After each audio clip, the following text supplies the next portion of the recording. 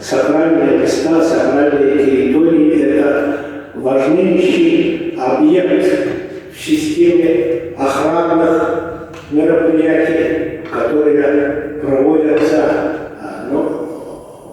департаментом вот у нас в республике по охране объектов культурного наследия, а где-то обществом охраны памятников, ВАПИКом. И, как я понимаю, вот из тех фрагментов выступлений, которые сейчас прозвучали, они проводятся достаточно успешно.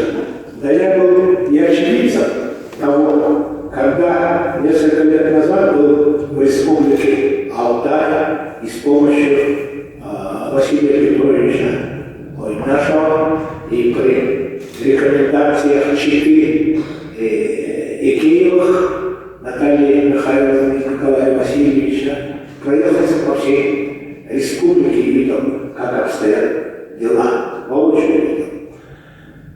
Точно так же очень хорошо дела обстоят в республике Тыва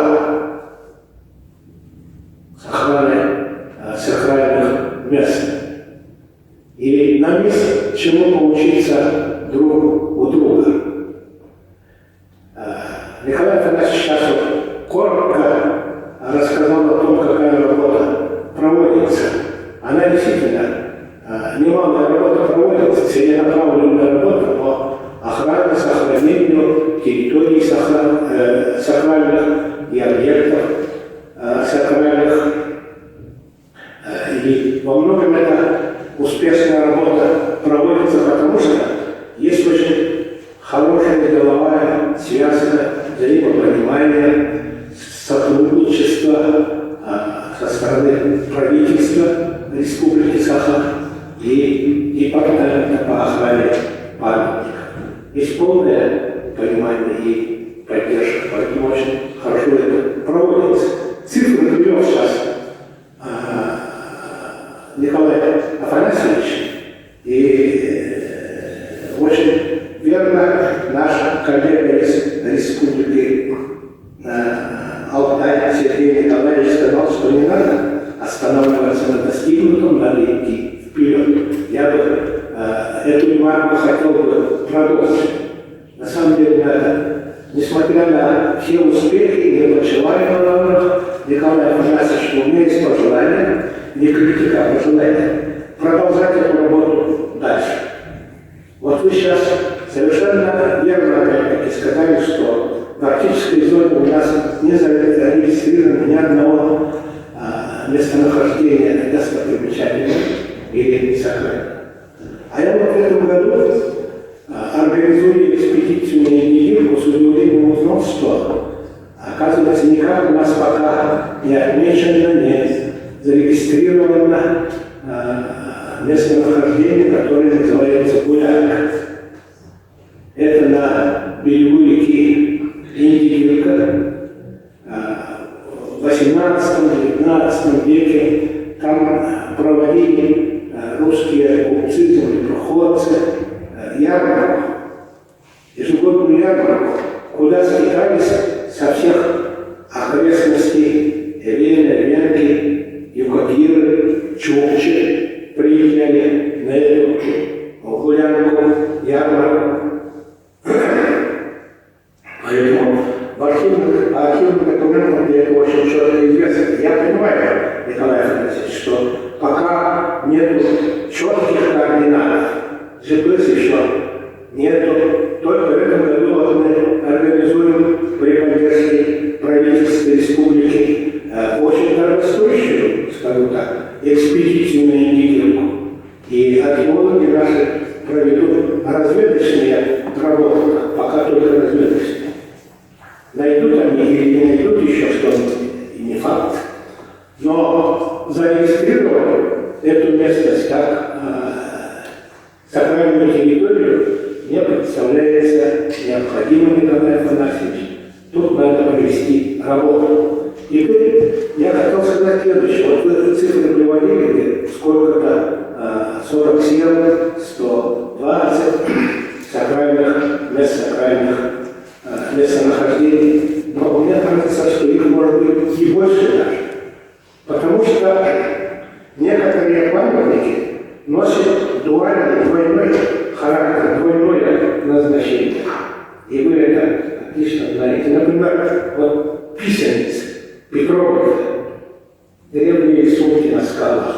И там же находится жертвоприношение от Неолита и до 20 века. То есть это свидетельствует о том, что люди там поклонялись не только рисункам, но и языческим самым.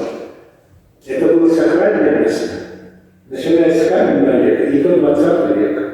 Потому что мы там находим вот в этих материалах жертвоприношений и монеты 20 века, и, скажем, патрона,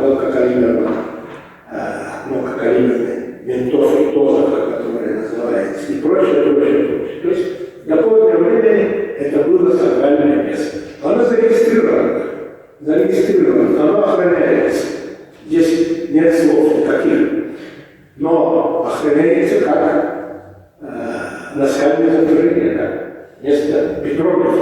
А можно же было их как-то еще вычленить и ввести список в реестр сакральных мест. Теперь я бы еще предложил рассмотреть поселение Торко, которое начали. Это заброшенное поселение Торко. Торко, топоним это переводится как шелк.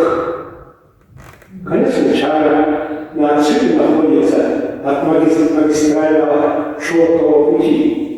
Но сама топонимика говорит о том, что какое-то, пускай косвенное отношение оно все-таки имело. И это продолжает не только не только в топонимике, но и в легендах и преданиях, исторических преданиях говорится о том, что на этом месте всегда торговали шелком, и якуты приходили туда для того, чтобы выменять и получить шелк, отрезать шелка. И уже одежду из шелка, китайского шелка, мы находим в древних погребениях. Начинаем строить такие гипотетические маршруты в сторону Китая. А на самом деле местонахождение шелка могло быть гораздо ближе от местности Торко.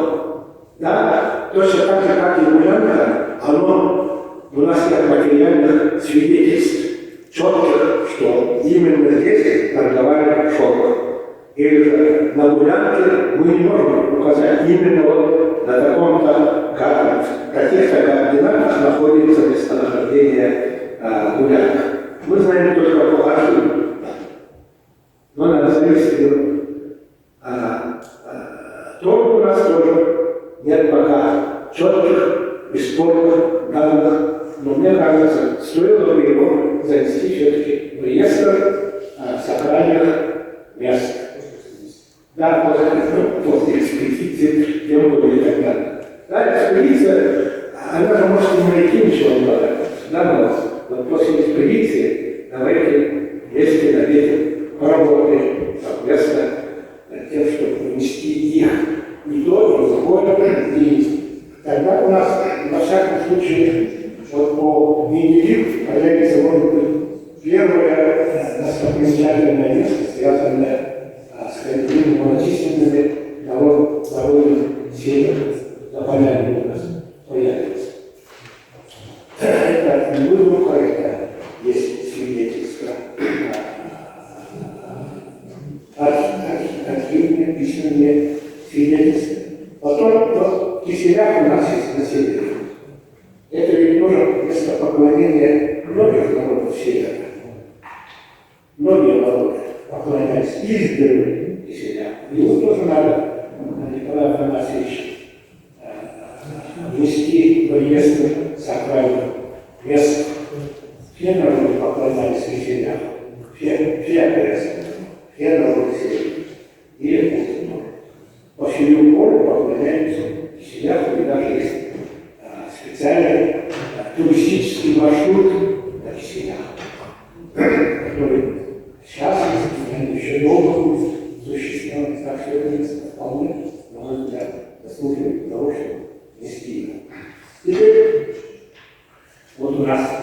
эти тоже, скажем так, безлично, это уже предложения, они могут быть использованы и первый, и второй, и третий. Еще спорное такое предложение. Это вот мыс, гора Холод, Ангеласская Русь.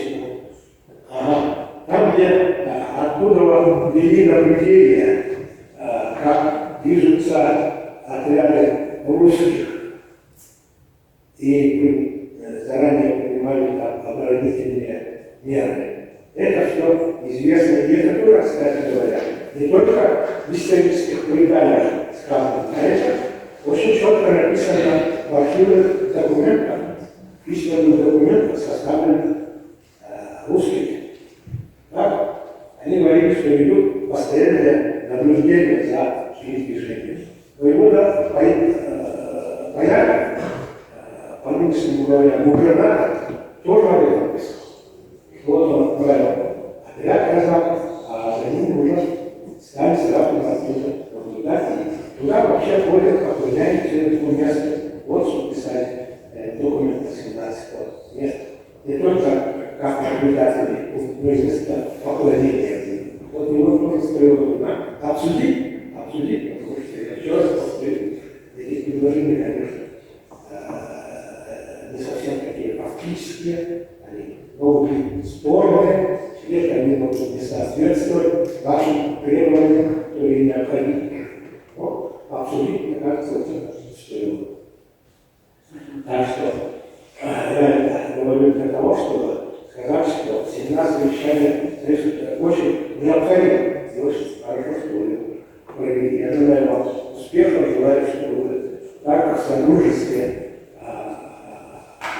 с правительством республики находил общий язык с главой правительства, с главой республики Саха-Николаева, Александром Сергеевичем Николаевым.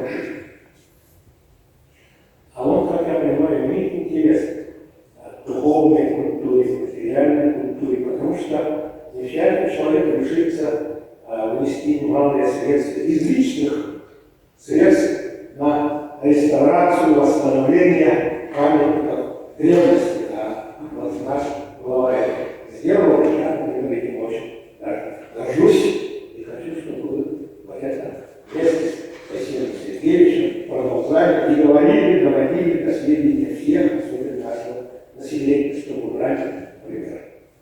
Вот так. Желаю вам успеха в этой деятельности. Желаю всем успеха. Еще раз благодарю Василия Петровича. Василий Петрович есть? Да, Василий Петрович, спасибо. Если вы меня не забыли, то я помню, как вы нас возили по всем достопримечательным местам, а по моей особой заявке по местам раскопок профессора Гулена Сергея Ивановича. Там я кругами исследовал интересные и для нас, и для вас. Если коллеги есть Тувы, то я бы хотел поблагодарить тувинских коллег, которые точно так же, как Василий Петрович, очень тепло отнеслись к нам и показали все свои достопримечательности, все свои археологические памятники. Я передаю, пользуясь возможностью, большой привет семье Кадырова Алексеевича Бечергея и супруге ее Ульяне Павловне, с которыми я встречался крайне раз где-то лет 5 назад, и при посредничестве Марьяны Баировны и совместно с семьей Бечергей я ознакомился с этнографическим комплексом и даже имел возможность переночевать там в юрте, вот самой хорошей юрте, которая имелась в этнографическом комплексе. И еще раз имел возможность по очереди просто на практике убедиться, как наши друзья сохраняют свои сакральные места и свою духовную и материальную культуру. Вам всем большое привет, пожелания благополучия во всем вам и вашим семьям.